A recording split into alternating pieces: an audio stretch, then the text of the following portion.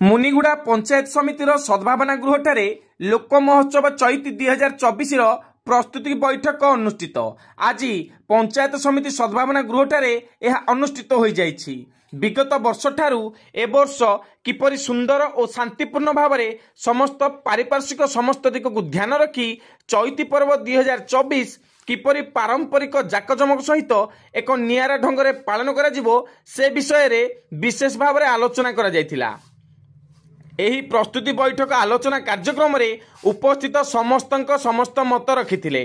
विशेषकर लुप्त कला संस्कृति क्रीड़ा विभिन्न प्रकार स्टॉल और सामाजिक परंपरा को नहीं जो चैती पर्व पालन करा जिवो सेथिपई मुनिगुड़ा कॉलेज पड़िया को चयन करा जायतिला।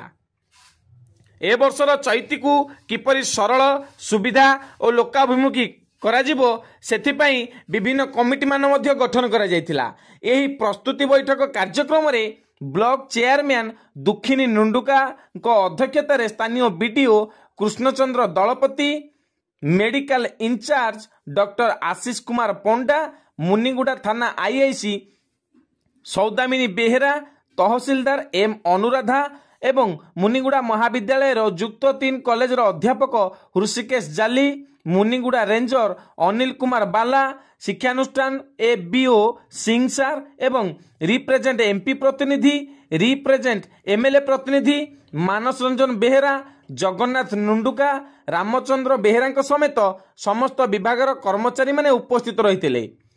एथिरे गणमाध्यम प्रतिनिधि मनोरंजन दलाई, समाजसेवी डॉक्टर गौरांग चरण राउत, नंदकिशोर पट्टनायक, क्षमासागर दास, सांबादिक संजय कुमार नाग, लक्ष्मी बेहेरा, धनु कुशुलिया जोग देथिबा बेले अन्य मानक मध्यरे सरपंच सुश्री सरस्वती सबर मध्य जोग देथिले।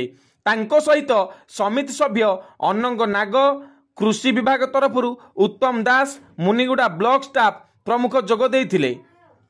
विभिन्न सांगठनिक कर्मकर्ता एवं एही लोक महोत्सव चैती 2000 प्रस्तुति बैठकर शताधिक ग्राम रे अन्यान्य विशिष्ट व्यक्ति विशेष